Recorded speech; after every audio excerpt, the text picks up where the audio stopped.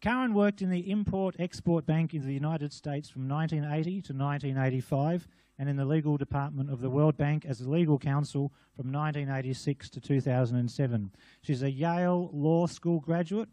In 1999, Karen reported on the corrupt takeover of the Philippines National Bank, earning herself a reprimand and eventually the sack. She's been exposed to integrity and due process failures of major institutions, such as the US General Accountability Office, or GAO, in examining her claims against the World Bank. Karen went on to establish a number of oversight committees under the auspices of the American Bar Association and the US branch of the International Law Association. She's teamed up with other whistleblowers to compare notes on such issues as insider trading and inaccurate financial reporting. Because of her wide-ranging contacts, Karen has much to divulge about what's going on behind the scenes with elite factions, hidden power structures, and global puppet masters. Today she'll be spilling the beans on what she's learned on the global currency wars, the real power behind the Vatican, what's happened to those missing stashes of gold, is there a secret parallel humanoid race, and the agenda to control or enslave humanity or not. Her intention is to expose the corruption which dominates our world and to make sure that we rise up to it. Please give her a big, warm Nexus Conference welcome, Karen Hudes.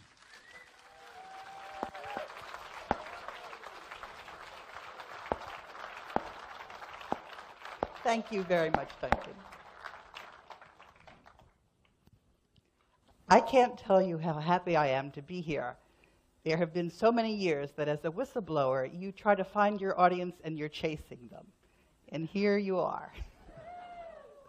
So it's a real celebration and it's a privilege. And I have to tell you that I've been on a very steep learning curve, but it's gotten very steep today too, Duncan. Thank you so much for this Nexus conference. I just wanted to start out, first of all, by saying that you see my website URL. There's a contact page. And if you have any questions, please ask them. And I deal in documentation. If there's something that I say and I can't back it up, and it turns out that it's wrong, I'll retract it because my intention is to get to the bottom of whatever it is that's keeping us in the wrong place at the wrong time. And I can tell you, one of the criticisms that I take the deepest to heart is that I'm leading people into a false sense of security, that humanity is about to be wiped off the face of the earth, and I'm telling everybody that it's exactly the opposite. We're about to come into our inheritance.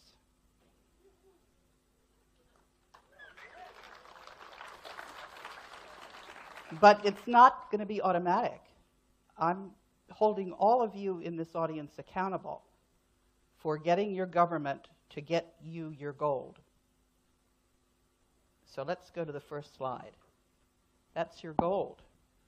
It's 1,750,000 metric tons. Where is it? First of all, it's in a special trust account that was set up by Ferdinand Marcos. He was doing this as a young lawyer for Jose Rizal, who had been in the Vatican for many years. Jose Rizal was the son of Prince Tallano, who was a twin of Queen Victoria. And the royals have kept the world's gold for themselves, and then it was stolen from them by the banks. And what happened is Prince Jose Rizal didn't like what he saw at the Vatican, and so he came back to the Philippines with the Vatican's gold. The Vatican sent the gold to the Philippines for safekeeping, and what Jose Rizal did was he locked that gold up in a trust account for 50 years. And the thing about a trust account for 50 years is if you say you own something and you haven't managed to get control of it, after 50 years, you've lost it under something called the statute of limitations. So that gold went into hiding for 50 years, and those 50 years ended in 2005. But we didn't manage to get our gold out. And the reason why is because the banks refused. The man who's the authorized signature authority, and you'll see a little clip of him, that's Wolfgang Struck, he kept writing to the banks and saying, I have the right to withdraw the money. I have the right to find out how much money it is now because it's been accruing interest. And the banks wouldn't give him the time of day. And when I started flailing around, which is what I actually did for a number of years after I was fired by the World Bank, he found me. He said, the two of us can get the job done, and that's exactly what we're doing. And who are we teaming up with? We're teaming up with all the countries of the world, the BRICS countries. And one of the people that's helping us is Putin. I've been on Russia television today 3 times. Yeah? So you're starting to get the picture, right? And, you know, Germany just announced that it was going to the BRICS. You know the day that they announced that? That was the day that I wrote a press release for a 24-hour embargo. And during that 24-hour period, that is when Germany said that they were going to join the BRICS. So what you actually have is you have all of the countries of the world that are all on the same page. And the reason I went to Japan is because there's something called the Status of Forces Agreement. The United States military is actually occupying Japan, and there's a committee that is supposed to take charge if there's going to be an emergency. And I wrote a press release to that joint committee, and I said that joint committee is getting its gold. And that meant that the US military was able to do an end run around the Vatican's shills that are sitting at the top of the Defense Department. So the chair of the Joint Chiefs of Staff, Martin Dempsey, he was there to be a traitor and to make sure that the United States dollar crashed. Now, it's not actually the United States dollar, it's the Federal Reserve note. There's quite a distinction. And Dempsey had a town hall meeting in December, the 2nd of December, and I asked him, I said, if your job is to keep the United States defended, why would you allow the Federal Reserve note to crash? He didn't answer that question. So I asked him the same question in March, but then I said, and besides which, you didn't answer my question back in December. Well, he didn't bother to answer the question, but it was pretty clear that he's there to make sure that the military in the United States was going to end up unilaterally surrendering when the Federal Reserve note crashed. Were they happy about this? Absolutely not. And there was another thing that they were absolutely apoplectic about. That was when there was supposed to be a nuclear bomb dropped on Charleston. Yes, that was on the 7th of October. Instead, what happened was there was, the bomb was detonated 600 miles off the coast. And our friend Putin, he intercepted the military cables showing that that bomb went off. There's seismograph records, there's eyewitness accounts of how the Air Force convey of this nuclear device landed in the base in Charleston. And the 2 heroes that detonated that device in the ocean, as opposed to on the citizens of Charleston, they were fired for their efforts. Yeah, and the Inspector General of the Department of Defense, I wrote him 2 weeks after those illegal firings. And I said, you know that those firings were illegal, that the grounds were absolutely not supported for their discharge. And besides which, you said that you were firing them for something that happened 6 months ago, as opposed to what happened when the bomb was detonated off the coast of Charleston. You better reinstate those heroes. That's John T. Reimer. Well, he didn't. So if you've got the Inspector General who's going to allow you to be fired for no cause, and if you've got the chair of the Joint Chiefs of Staff who's going to fire you, what do you do if you're the military? What they did was they wrote books and they sent them to me. So what I'm trying to say is that the military is now able to do an end run because they're part of this joint committee in Japan that's defending Japan, because there's nothing that's going to harm Japan more than their paper currency crashing. So that's what's happened. We now have a way of getting around the shills that were supposed to unilaterally disarm the United States. So the United States is going to join the BRICS. And after I did that press release, I then sent another embargoed press release to the County Executives of America. Ike Leggett, who's the county executive for Montgomery County, that's the county that I live in, and he was the president. And I have been writing him any number of times this year. And so I sent him this press release, and it said that the County Executives of America do not want the Federal Reserve note to crash and disarm the United States. So the County Executives of America agree that the United States is going to accept this gold that you see up there. That gold is what John F. Kennedy was using when he was going to print Treasury dollars. And 10 days later, he was murdered. So we are going to do what John F. Kennedy was planning on doing. And you want to hear something really sweet? Carolyn Kennedy is the ambassador of the United States in Tokyo. So that's where we are. But it's not going to happen automatically. Everybody has got to be informed. And they're certainly not going to be informed by the newspapers or the television stations. Nobody on the television station is hearing about me. Nobody who reads their newspapers is hearing about me. And 2/3 of the alternative media is there to try to discredit me. Because they, for example, Reddit, Adam Schwartz is the one who started Reddit.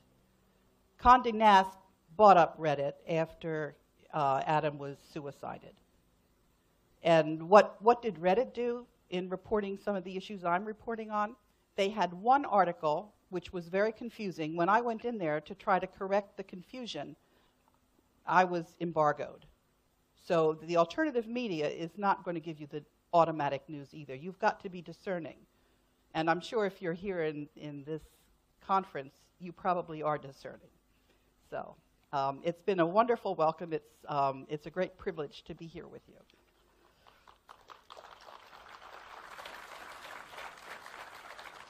So let's see if I can do my PowerPoint. I stayed up. After I saw some of the really good presentations, I realized I had to do better than, than what I was originally starting out. The reason I have this picture of the switchboard operator, that's actually what my function is. I'm a lawyer, I'm an economist, but more than anything else, I'm a switchboard operator. And I'm sitting right in the heart of the international financial system. That's what the World Bank and the IMF are. And a lot of people are very angry at those institutions because those institutions were taken over by the banking cartel, and they were hijacked. But the actual documents about the articles and the rules for that organization, it's actually intact, and that's how we are taking back our wealth. The World Bank and the IMF were set up in 1944 by none other than Jose Rizal, the guy who had Ferdinand Marcos put that gold in trust. Because what Jose Rizal had in mind was that we, in the citizens of the world, were going to need an institution to reclaim our wealth, to reclaim our gold. And that was what he set up there. And what happened was 6 months after the World Bank was set up, there was a rule that said, and by the way, there's 2 layers of oversight. You've got a resident board, which consists of the countries, and it's not one country, one vote. Right now there's 25 executive directors. In the beginning there were 12, and the 8 countries with the largest economies get their own dedicated executive director, and then the rest are grouped into constituencies, and they reside there. What happened 6 months after the World Bank was set up was they had a secret rule, a memorandum that said the board was only going to vote up or down what the president proposed. And the president, of course, is the lackey of the banking cartel. So that's how they hijacked the World Bank. But the lawyer who had been there when they negotiated the Articles of Agreement, Aaron Brockus, the longest-serving general counsel, I got to know him before I joined the World Bank, but I knew that I wanted to go there. And one of the things about me is I'm incredibly persistent. I'm off the charts persistent. And so if I decided I was going to go to work at the World Bank, I was going to go and work at the World Bank. And that's what I did. And so I learned from Aaron Brockus about what the function of the General Counsel was in the World Bank. They're supposed to sit there between the presidency and the board and mediate. They're there for rule of law in the international financial system. And he told me when Robert McNamara came to the World Bank as the World Bank's president, that's when the place started really going bad. So I knew when Paul Wolfowitz came to the World Bank that we were in for some heavy sledding. But I had been by that time I had been at the World Bank for 10 years. The man who brought me into the World Bank, Ibrahim Shihada, he was the general counsel of OPEC. And I guess he must have understood that I was not, the World Bank is, it's got all the countries of the world, and it's a big bureaucracy. But I have been teaming up with the whistleblowers inside the World Bank. So there's the way it works at the World Bank, you have 5% of the people there, they were actually hired by mistake, because they try to find people who are going to go with the flow and just be there for their bureaucracy. But every now and then, there'll be people who are there for the actual mission of the organization. And I think Ibrahim Shihada thought that I was going to be doing that. And that's exactly why he brought me in there, and that's exactly what I've been doing. And it's been a great privilege. But so I've been teaming up with the other whistleblowers at the World Bank, and it is a dream team. I would be sitting at home, and one of them would call me up and say, Karen, there's a hearing in Congress. I would jump in the car, I would go there. And so, for example, Timothy Geithner was at one of those hearings. One of the things that happened in the US Congress was some of them would actually do their job. Yeah, Senator Richard Lugar was one of the ones who did their job. When I reported to Senator Lugar, that there was all this corruption inside the World Bank, Senator Lugar wrote 3 letters to the World Bank saying, don't fire this lady. They fired me anyway. But by the way, one of the Senate Committee on Foreign Relations, it was chaired by Joe Biden. It had 2 junior senators on there, Hillary Clinton and Barack Obama. And I have been, if you want to find out what's been going on, you can just go on my website and you can see the letters that I've been writing to these people. I have been nagging them. I have been tagging them. I have been, they are absolutely, there's nowhere for them to hide. And that's where we are now.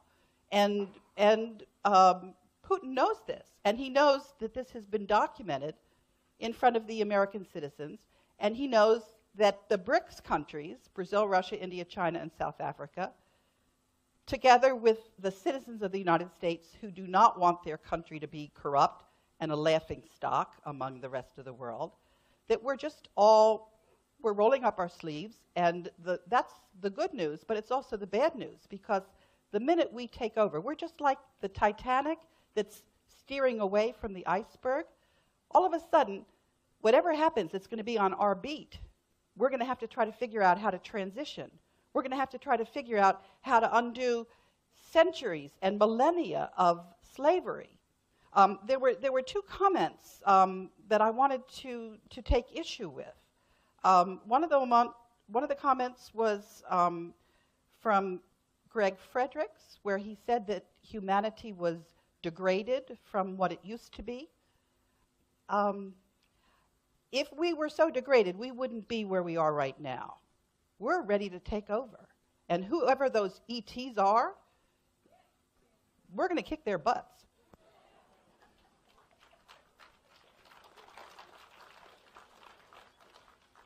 One of the things about me is that I'm not only off the charts persistent, but I am very aggressive. My father found this out when I was 4. He was ignoring me. I hit him with everything I had in the balls. I did. And he was a fabulous, fabulous father. And, you know, he was sort of stunned. But after that, he didn't ignore me. So, I mean, we are going to kick butt. Whoever thinks that they're going to control humanity has got another thought coming to them.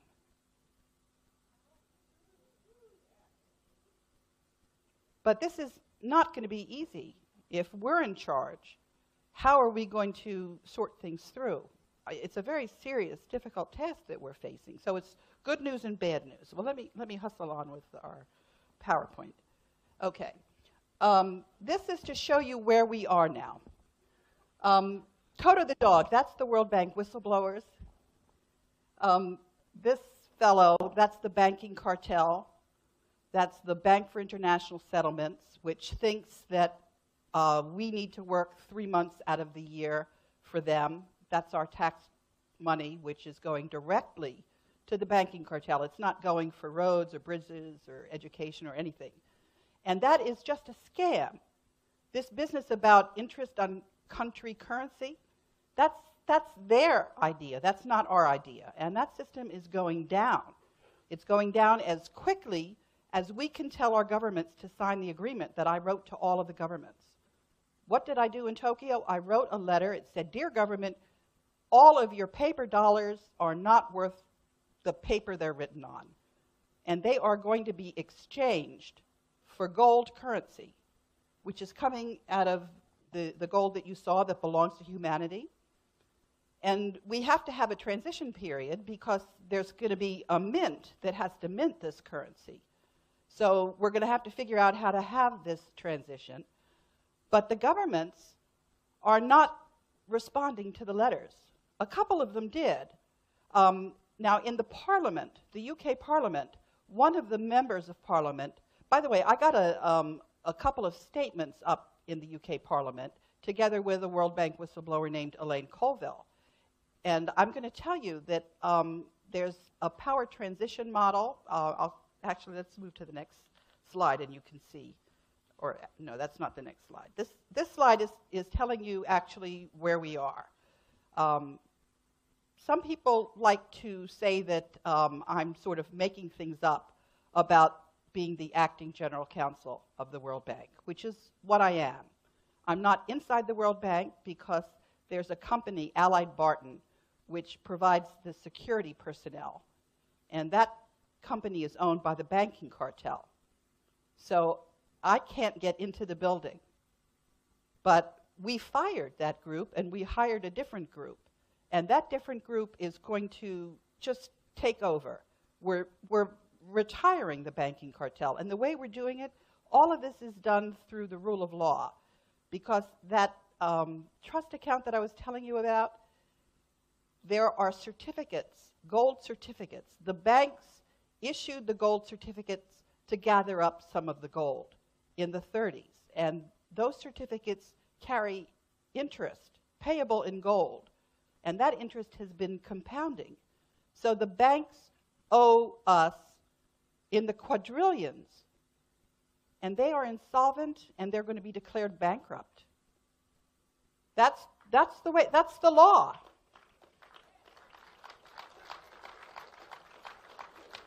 However, the governments are not going to rush and do this because as far as they're concerned, that banking cartel is all powerful. And so they're not going to stick their necks out. So you, citizens, have got to ask them why they are not declaring that banking cartel bankrupt. Why are you paying your tax dollars out of the country to that banking cartel? And be very, very persistent about those questions. I just read from Julian Assange that there's a lawsuit that the court is refusing to tell anybody about. They say it's not in the national security interest. you just can't let them get away with that.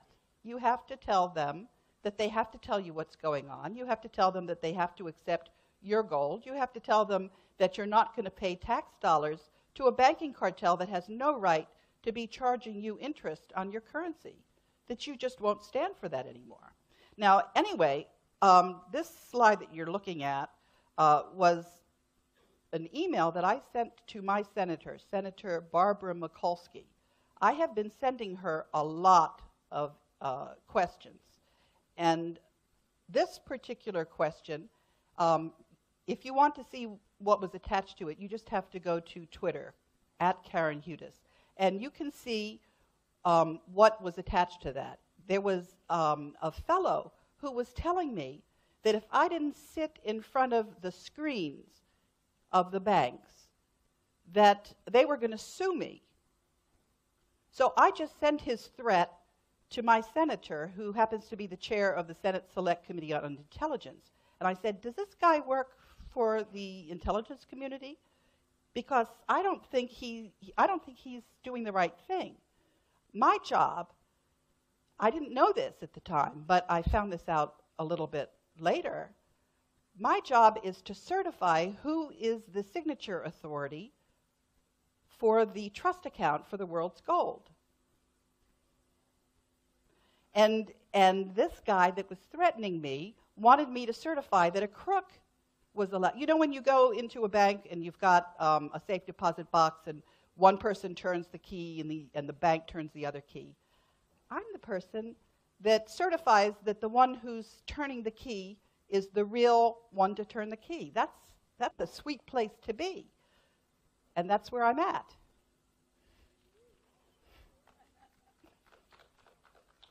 Okay, this is, I don't know if you can see the fine print, so I'll just read this out. This is what I said to Senator Mikulski. I'm resending with the correct attachment. That's because whenever I send out emails, I have to go back and reread them because the attachments aren't included, the text isn't included. They're hacking all over the place. But on the other hand, what I find on my computer is sometimes people are giving me documents that I forgot that they existed, but they're actually quite useful. I find that I'm, in the picture of me sitting at the switchboard, all of the intelligence agencies of the world, the good ones, are feeding me information that's useful. And then some of the bad ones are hacking into my email, so I just have to monitor them. Anyway,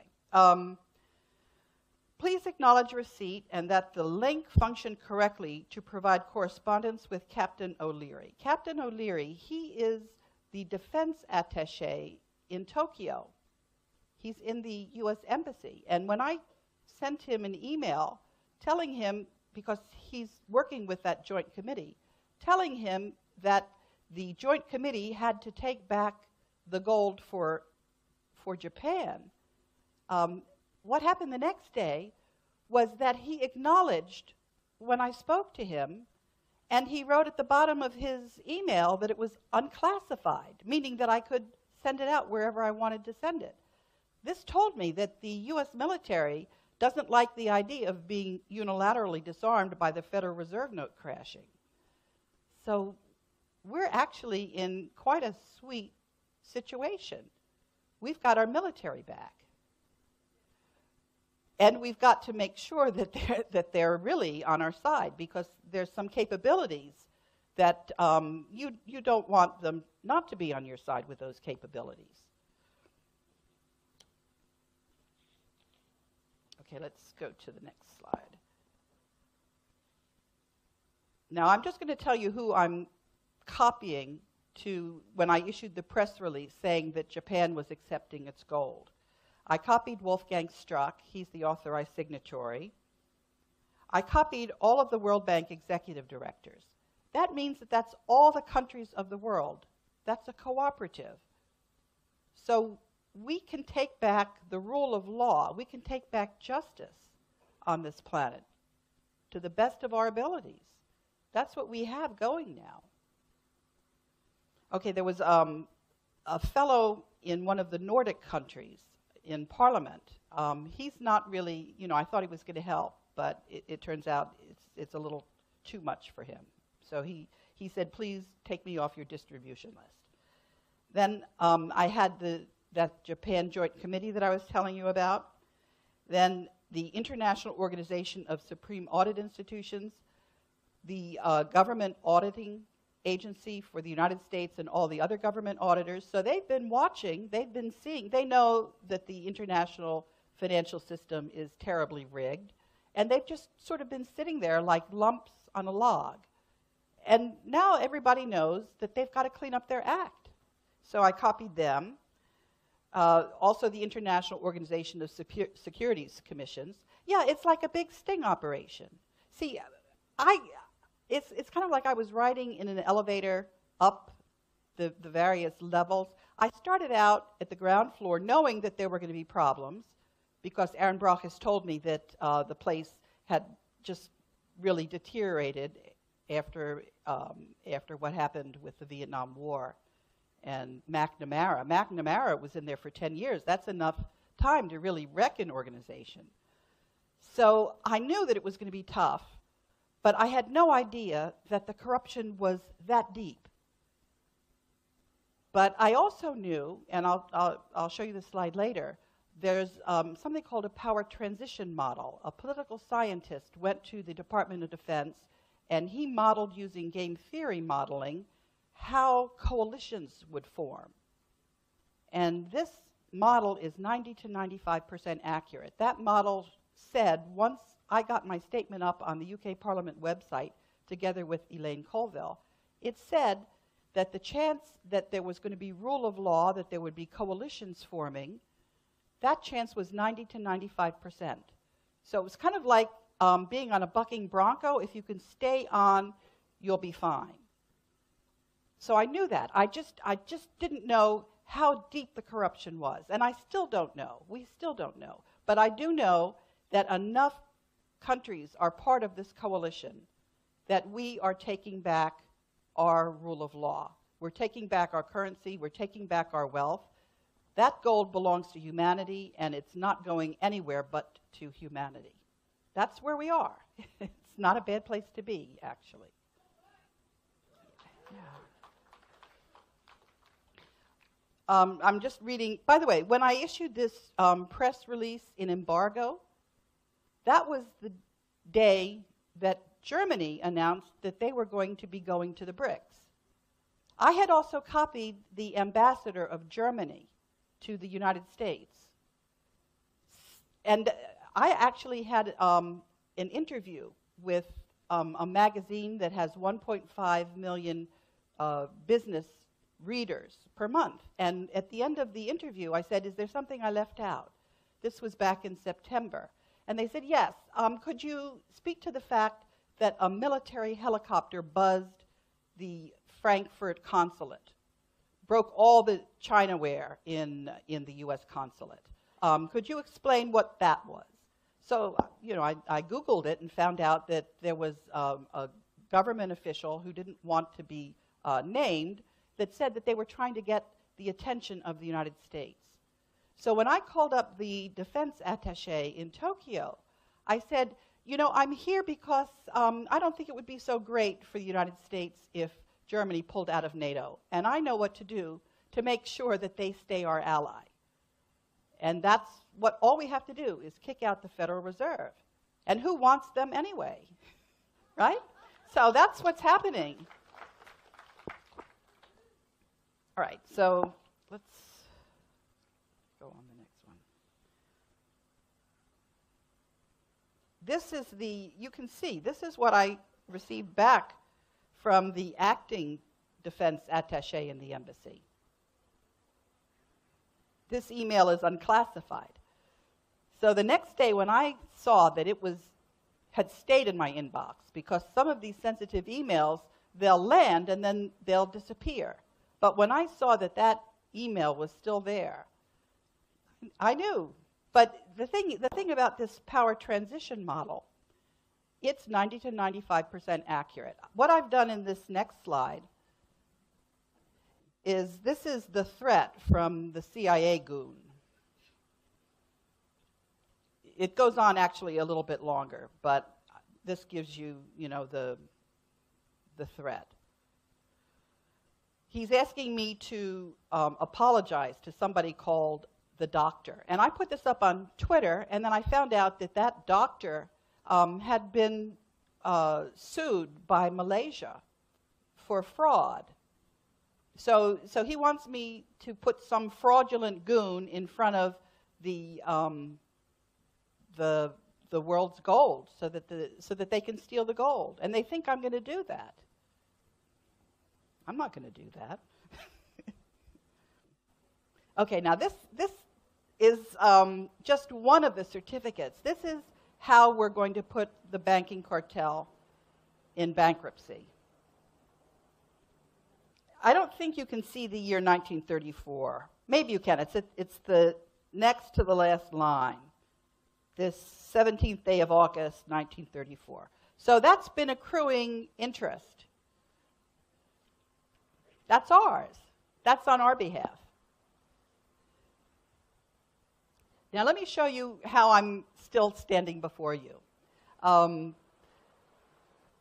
The fellow with the tie, that's Jacek Kugler. He's the political scientist who came to the World Bank with the power transition model that told me that we were going to have coalitions to form so that we could have rule of law. And at that point in time, this was back in 2004 that I ran that model. I didn't realize that Jacek had run the same model, but using the world. I was just using the World Bank. The heavens are applauding. Yeah. And the fellow on the right, that's Larry Garrison. He's my life insurance policy.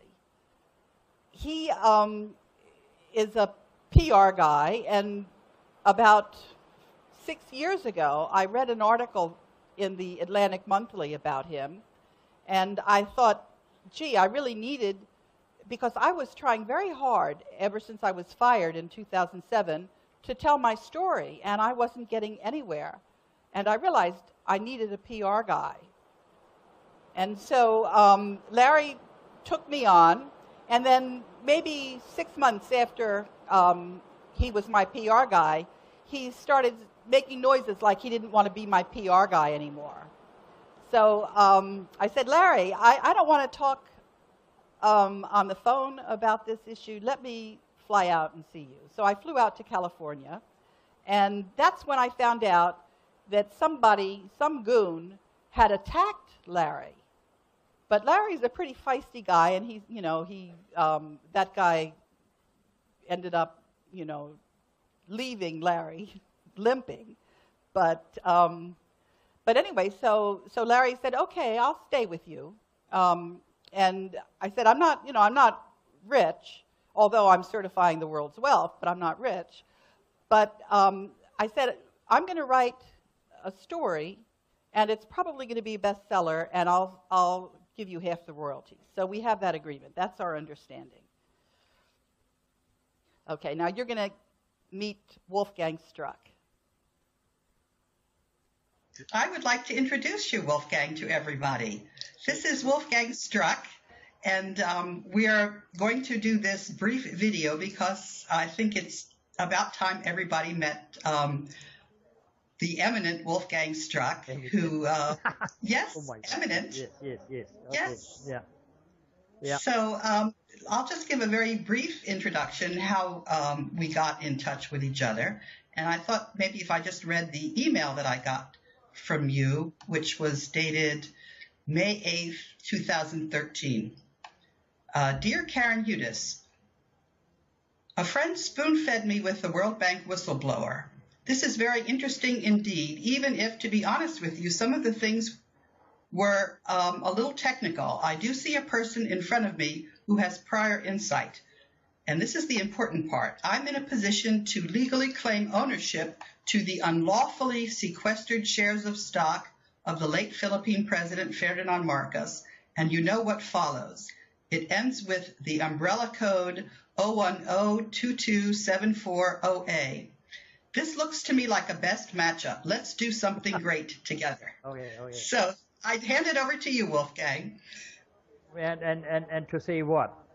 Yes, I have been on this, let's say, latest from 2002, when I came into a position of being the authorized representative for the court-appointed owner of the Philippines. At that time, I thought that he was the owner of the Philippines. I got corrected later on. This is Prince Tallano, who was convinced by friends of mine that maybe Wolfgang, as a German lawyer and a former banker with UBS, could bring something moving. And I had a very big problem together with the presiding judge in the Tallano case. He said, Wolfgang, you have good ideas, but where is it? Where is the gold? Where are the accounts? And I did not know. Until I found in 2009, more or less by chance, by accident, I found someone his name is Floro Garcia. And I had no idea that that would be the key to the whole thing. I have no idea. I met a person, no read, no write. He had, I don't know what, he had two old or very old advisors, all of this. And I said, oh my God, what is all of this? But with my little advantage that I have, I come from UBS practically. I know what Marcos was about, more or less. I did for some time, I did some trading for UBS in my own office in number 2 Broadway in Manhattan, New York. When they told me at night what to do, I had a huge advantage.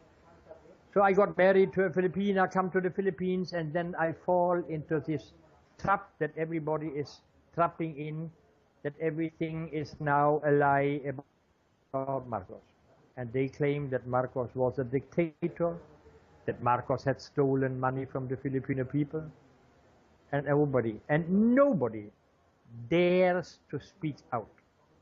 I was with a lawyer who is claimed to be a Marcos lawyer, Oliver Lozano, and I learned a lot from him. I learned a lot. I learned a lot also from other people. This is so complex, nobody can understand. I can only say one thing. My sons asked me, Papa, what are you doing in the Philippines? And I said, I better don't tell you because you will think that your father is crazy. I'm not. I'm not. I'm just a boy from Kiel in northern Germany, and I had 16 years, very nice years in Düsseldorf in Germany, when I was officially appointed to be the broker in the Düsseldorf Stock Exchange for currency in the office of Heinz Bierbaum. Okay, that's Wolfgang. So together, Wolfgang and I have made an offer to each and every country to get their gold, and the idea is that the paper currency vanishes. It gets exchanged, actually. It doesn't just vanish. It gets exchanged. But the advantage to giving the world's gold back to the world's people through their currency is it's a number of advantages. One is that you're not going to have layers of government bureaucracy. All you have to do is certify to the mint, make sure that the gold that goes to the mint comes out of the mint. You need to know what the schedule is.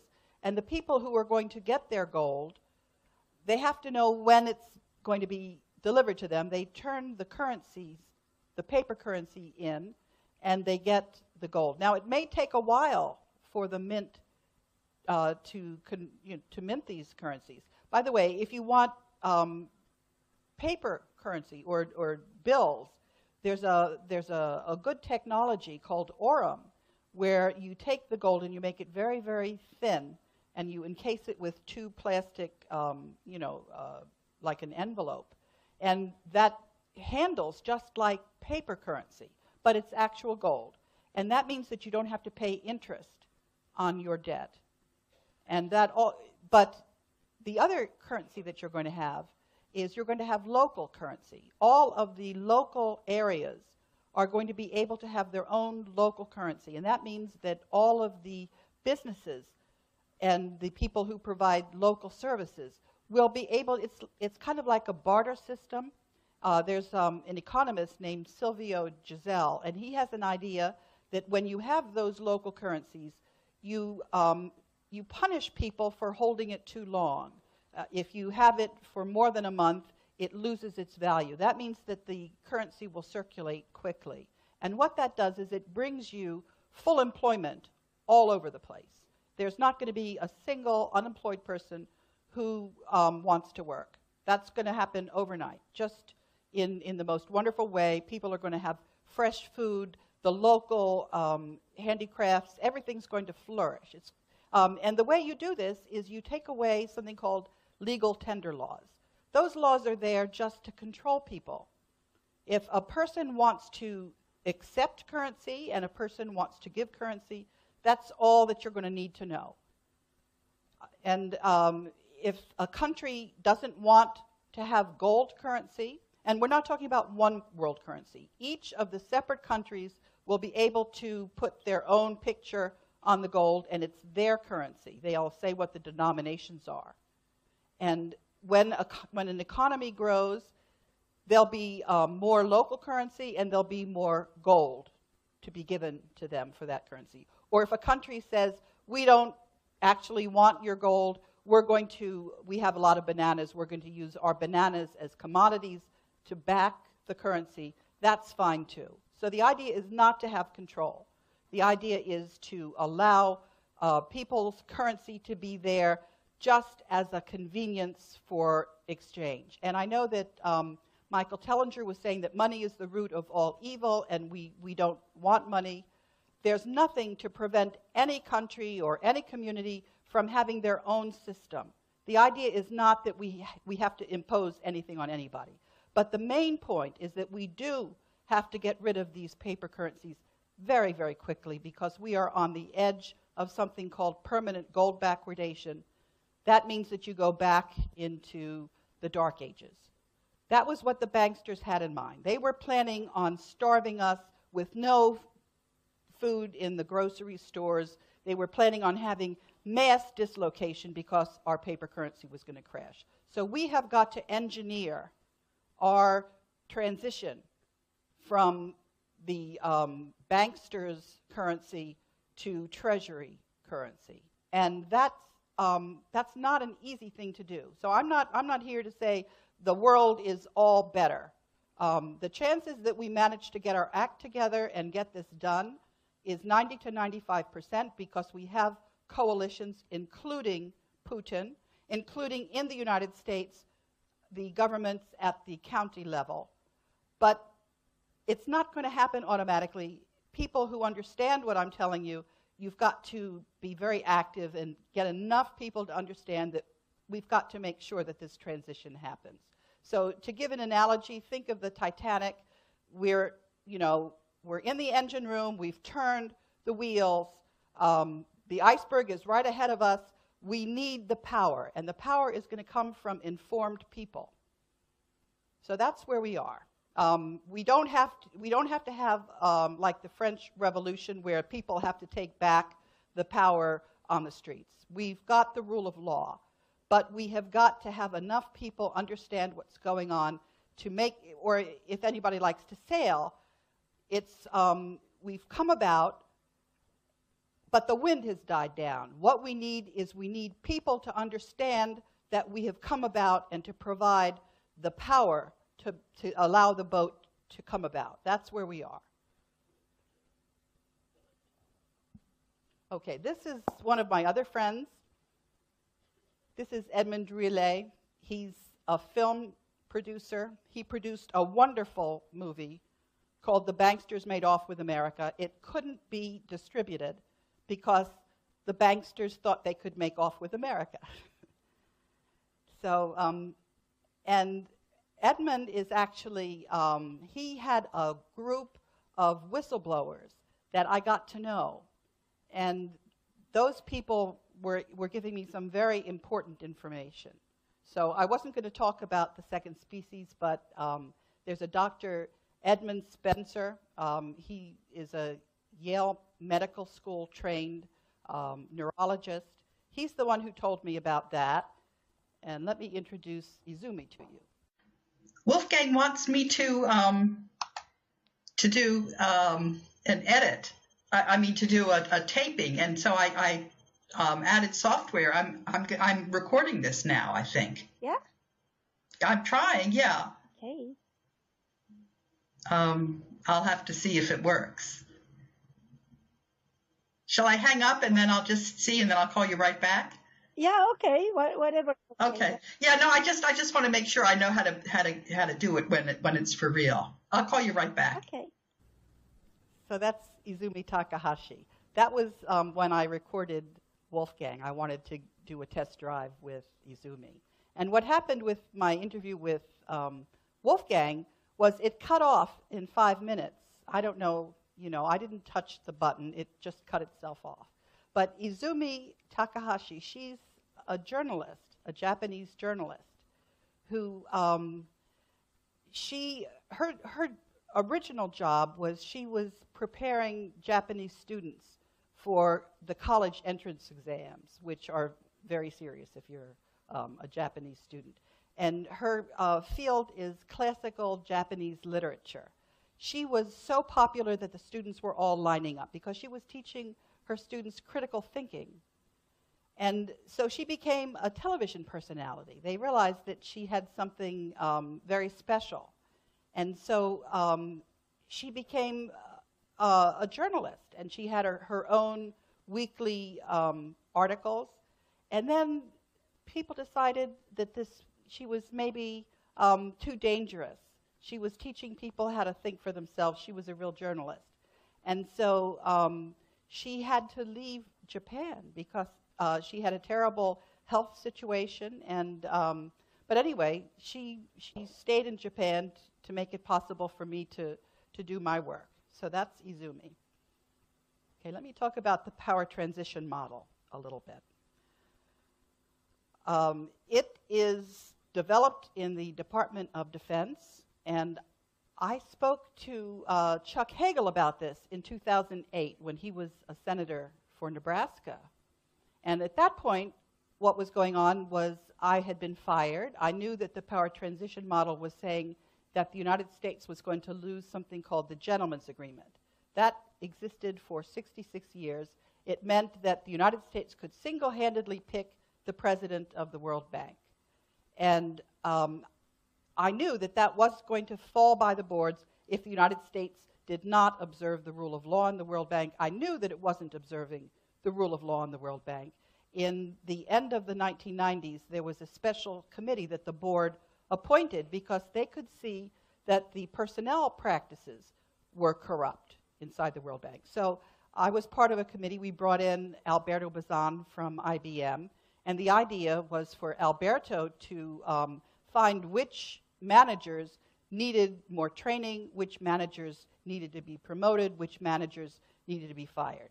At the end of that exercise, I said, well, now that we're bringing in Alberto, we also need to have a monitoring mechanism to see whether the reform is taking hold or not.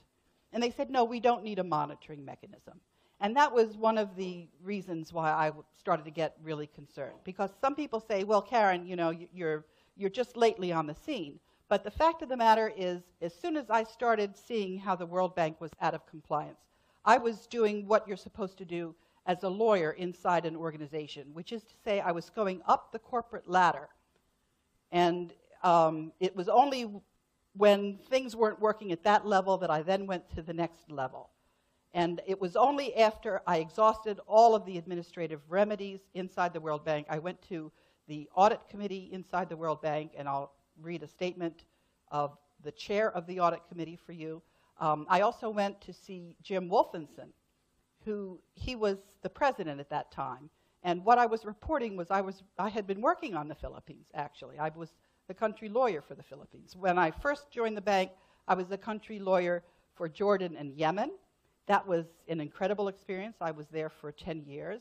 I started trying to work on water projects in the Middle East to try to get more water to the Palestinians.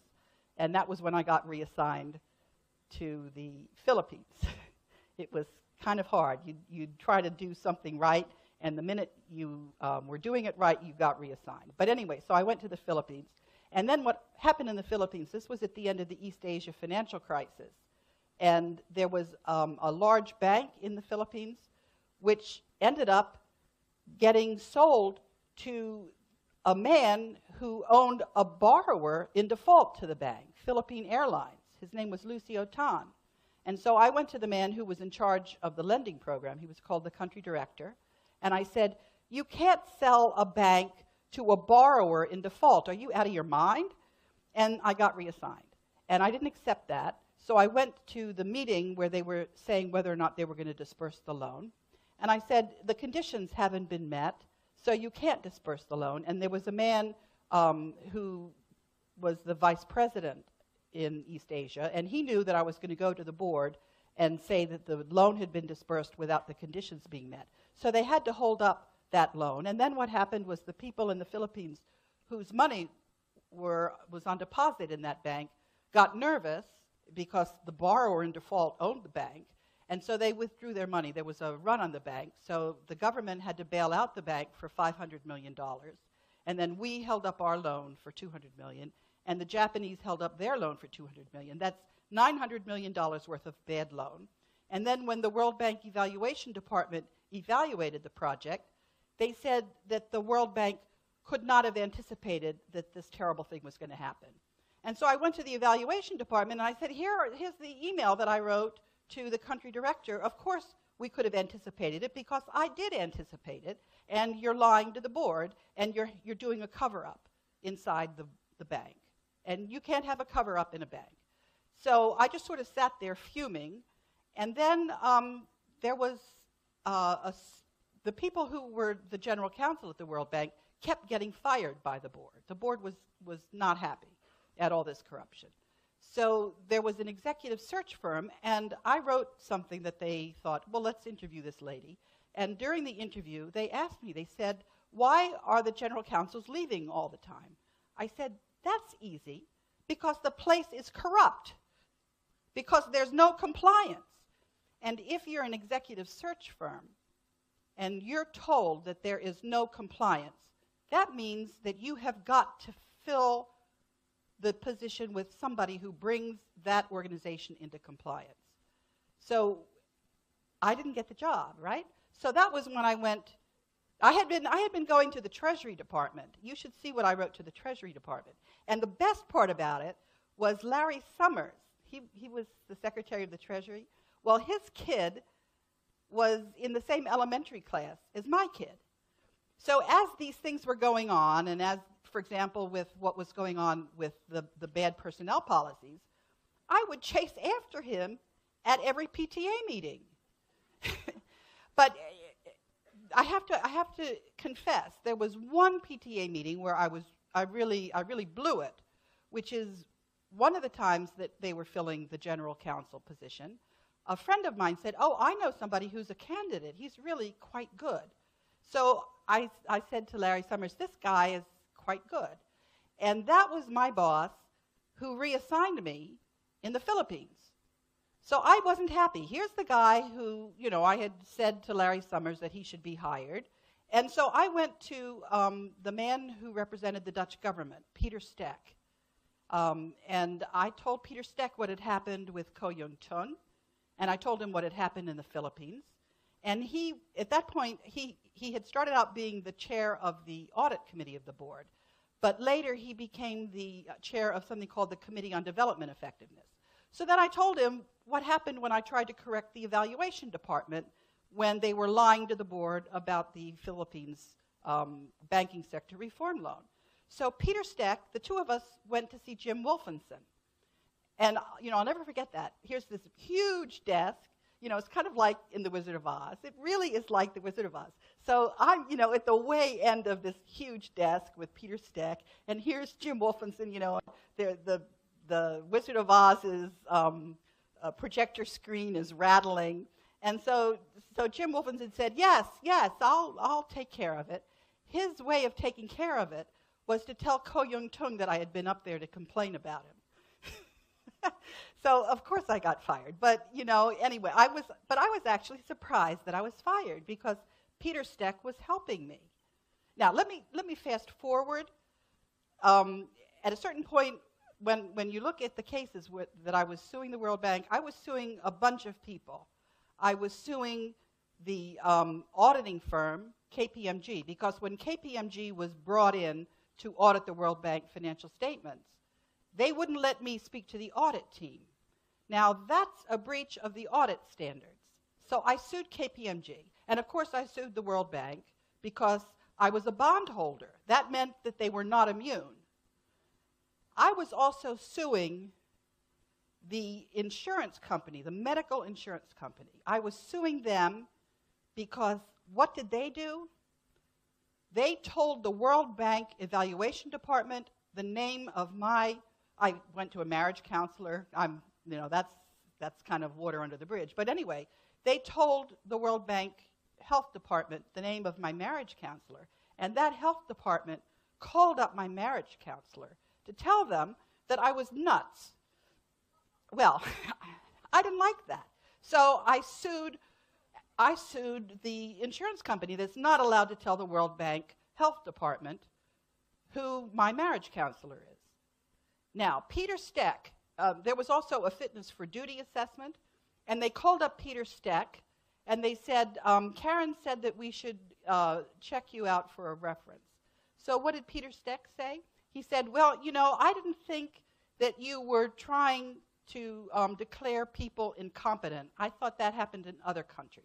So they hung up on Peter Steck on that. But I knew that there was going to be a problem because one of my friends, a few years earlier, he got somebody angry. I don't know what he did, actually. But the next thing he knew, he was in a taxi cab to an insane asylum, and the doctor who was in charge of that place, he was involuntarily committed. The doctor who was in charge of that place was the same doctor who worked in the World Bank medical department and wouldn't certify him to leave the place. And the guy, didn't really recover that well. It was, it was kind of a bad experience for him. But anyway, so then, let's fast forward a little bit. 6 months ago, Peter Steck called up my husband to say, Karen obviously needs to go see a psychiatrist. She's having some mental problems. I didn't go to see a psychiatrist.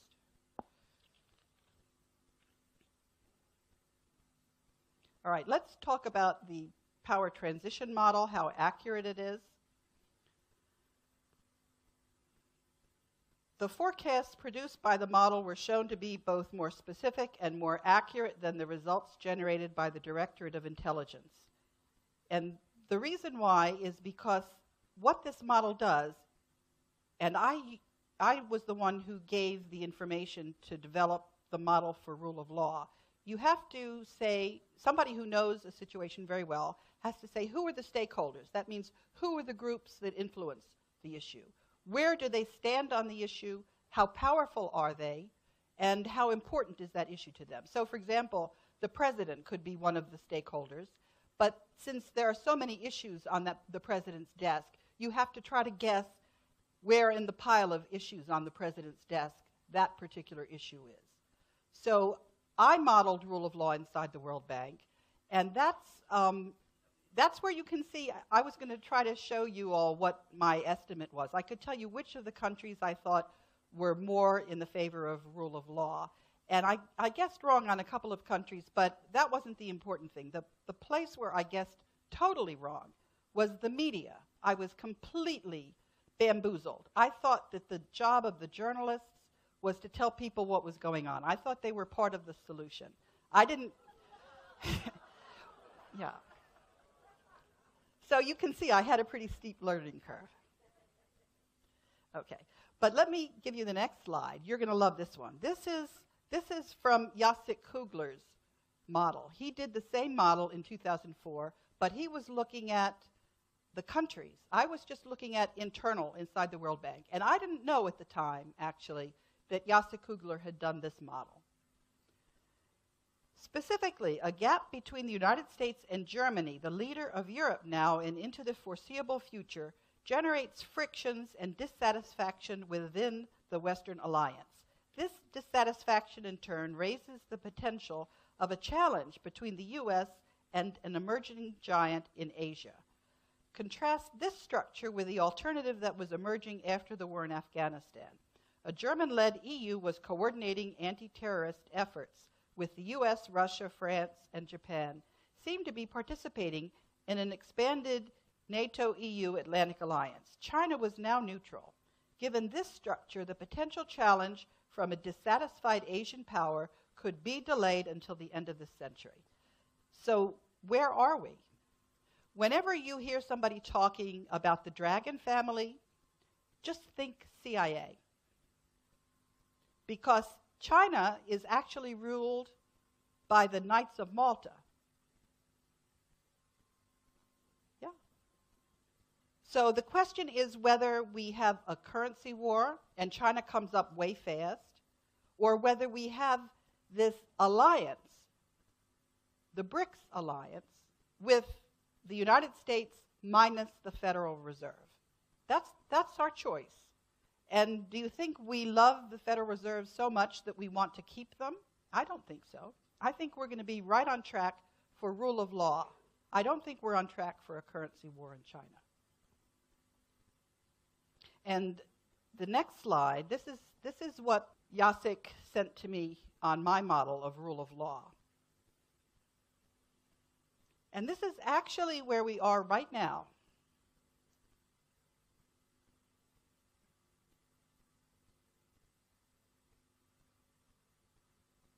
In some, there will be upward movement on this scale.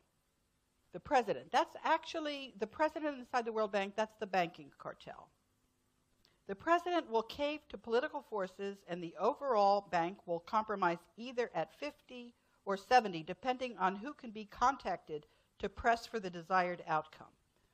So our job is to press for the desired outcome. It's really up to the citizens of the world whether we press for the desired outcome. That's where we are. The power transition model has been predicting with 90 to 95% certainty that coalitions will do in the banking cartel ever since I stated in the UK Parliament House of Commons Public Administration Select Committee's report on complaints. Do they make a difference? On page 186. Today's dire circumstances call for immediate and forceful intervention in the hope that time still remains. That's where we are. Elaine Colville reported, it devolves on Parliament to sort out this egregious state of affairs. Now, because of people like Duncan and Nexus, I'm able, and also some of the other alternative media, I'm able to tell people to get in touch with their Parliament and to press for the desired outcome. And as people start doing this, they can also reach out to other people that may not be as informed as you are. And that's also something that's very important, and that is, you're here in a conference, some of you have come with friends, but if any of you are just sort of doing this as an individual, I advise you to get a network around you. It's more fun that way, it's more effective that way, but more importantly, you need the protection of other people.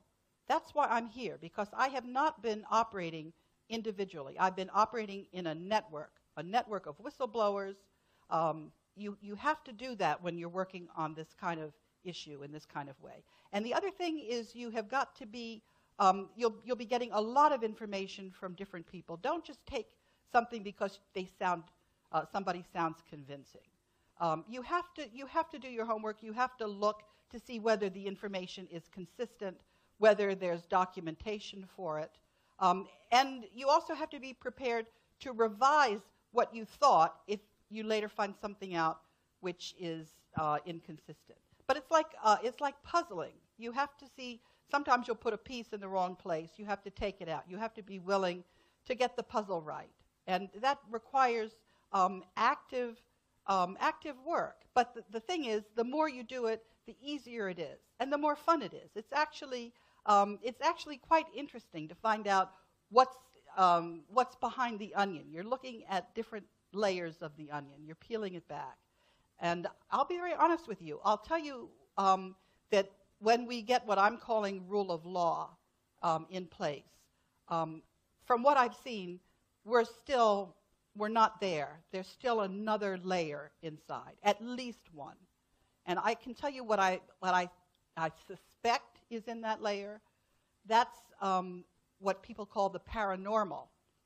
I can't explain things, why they happen, why they don't happen, but one of the things that I've found really fascinating, and that is that whenever there's been a challenge, first I've had the challenge in my family, acting out in some layer, in some level.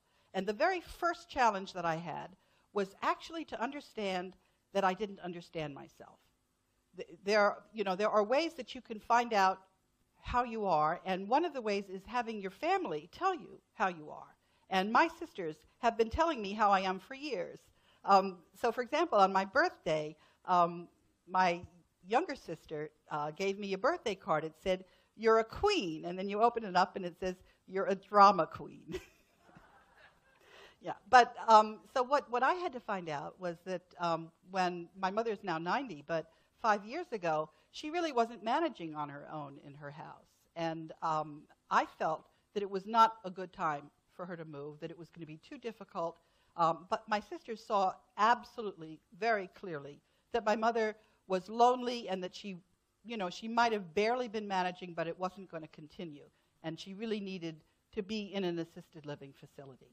And it was only later that I realized that I didn't like the idea that it was going to be expensive. And I wasn't admitting it to myself. So here I was telling myself that I was concerned about my mother. I was the dutiful daughter. I was not aware of who I really was. And you have to understand that there are things about yourself that you don't want to admit. And you have to understand that you have to accept people close to you telling you those things that you don't want to admit. And once you realize that dynamic, and that everybody has blind spots about themselves, that's how you can learn what other people's blind spots are. We're all very capable of telling people what their deficiencies are, but we're not so capable of finding our own deficiencies.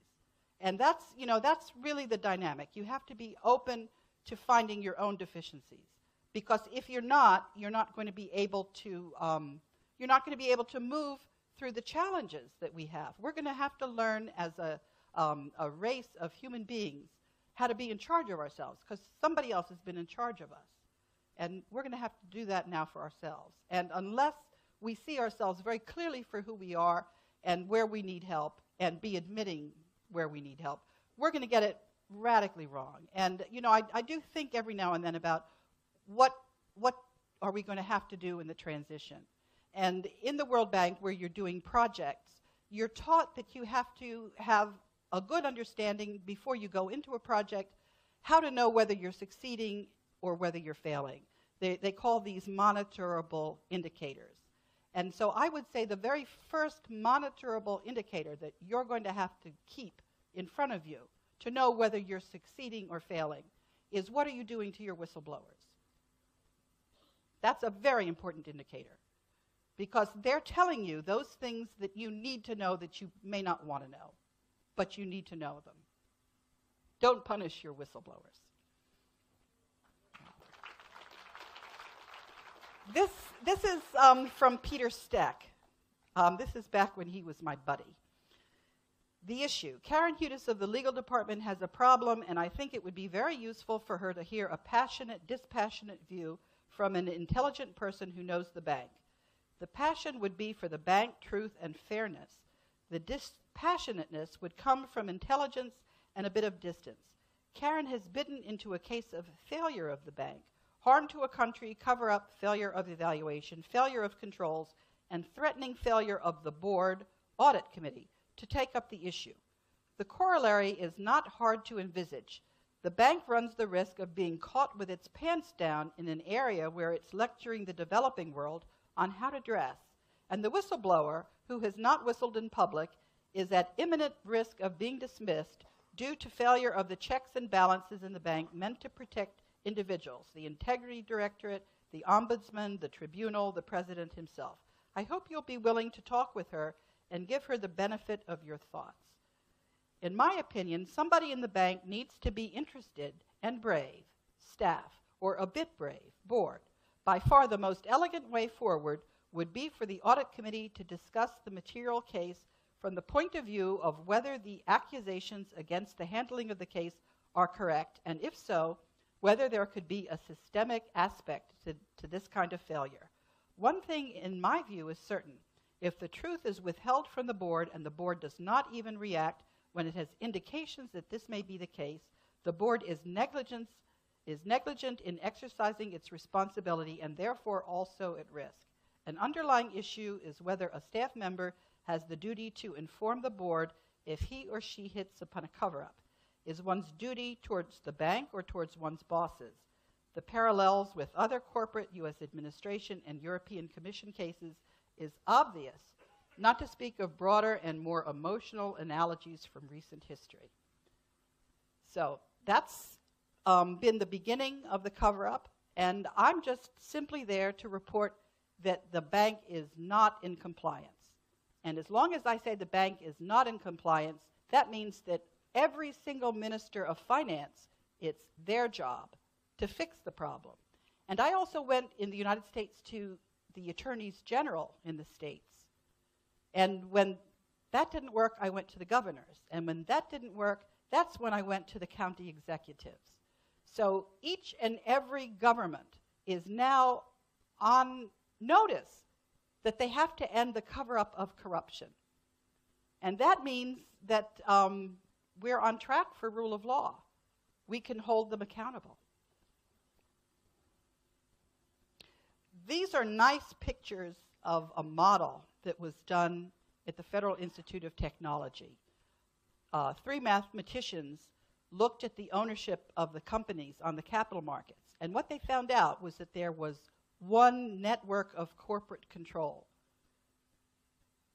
And this is, at the very center, it's the Bank for International Settlement. They control 40% of the economic value of the corporations. And the way they did this, it's not because they spent 40% of the stock prices.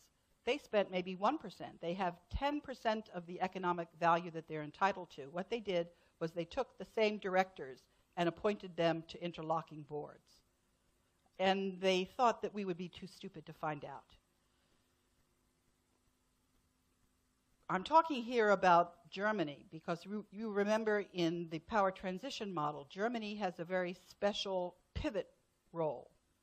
And so when Germany is now saying that they're joining the BRICS, that means if the United States does not get rid of the Federal Reserve, that the United States is going to end up as, you know, it's not going to have allies. It's going to be, we were talking about the currency. The Federal Reserve note is going to crash because nobody is going to accept it in payment.